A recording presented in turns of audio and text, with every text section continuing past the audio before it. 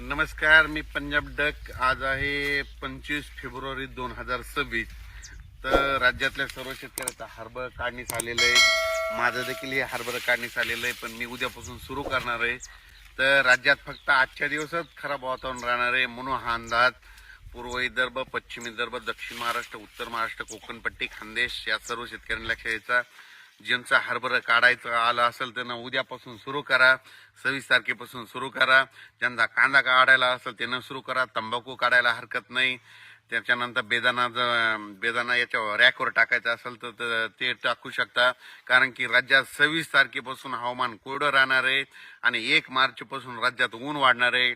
म्हणून खास करून हा महाराष्ट्रातल्या सर्व शेतकऱ्यांसाठी आनंदाची बातमी. आता 26च्या नंतर राज्यात परत पाऊस काय येणार नाही. सर्व शेतकऱ्याचे हरभरे सुखरूप निघणार आहेत म्हणून हे अंदाज लक्षात यायचा.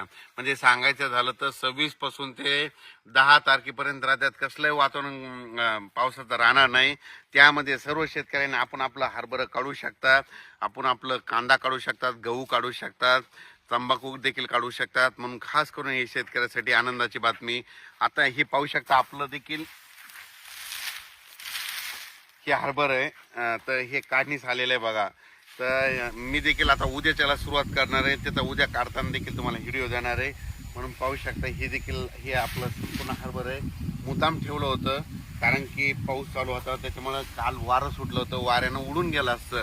तर पण आजच्या दिवस राज्यामध्ये आज 25 तारखेपर्यंत राज्यात खराब वातावरण आहे म्हणून हा अंदाज लक्षात यायचा. 26 पासून राज्यातलं वातावरण निवळणार आहे.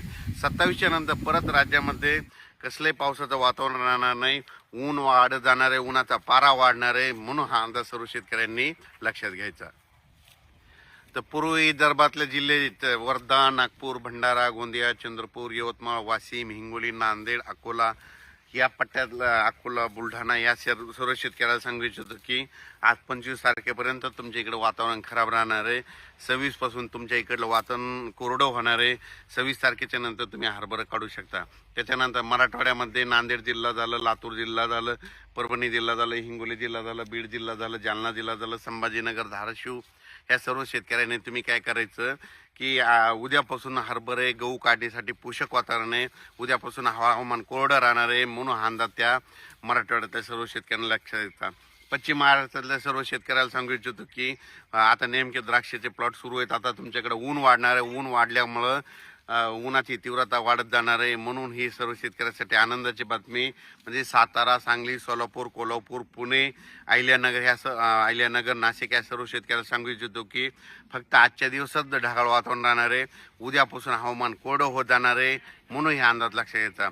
सांगायचं झालं तर 10, 12, 13 दिवस म्हणजे 10 मार्चपर्यंत चांगलं ऊन वाढणार आहे म्हणून हे अंदाज लक्षात घ्यायचा. पश्चिम महाराष्ट्रात 38, 39, 40 अंशापर्यंत पारा जाणार आहे म्हणून पश्चिम महाराष्ट्रातल्या सर्व शेतकऱ्यांना लक्षात घ्यायचा. त्याच्यानंतर उत्तर महाराष्ट्राकडे नंदुरबार जिल्हा, धुळे जिल्हा, जळगाव जिल्हा, नाशिक जिल्हा, अहिल्यानगर ह्या पट्ट्यातल्या सर्व शेतकऱ्यांना सांगू इच्छितो की आजच्या दिवसात तुमच्या तिकडे देखील थोडं ढगाळ वातावरण राहणार आहे. 26 तारखेपासून हवामान कोरडं राहणार आहे हे अंदाज लक्षात घ्यायचा.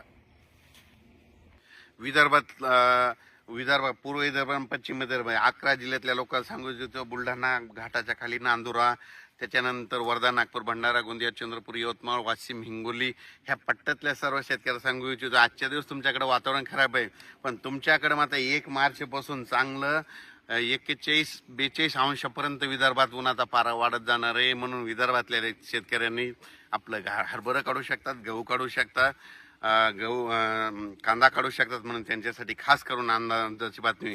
तेलंगणातल्या सर्व शेतकऱ्याला सांगू इच्छितो की तेलंगणात देखील वातावरण कोरडं राहणार आहे म्हणून तुम्ही तंबाखू काढू शकता. मध्य प्रदेश, बेतूलच्या शेतकरी, खंडवाचे शेतकरी,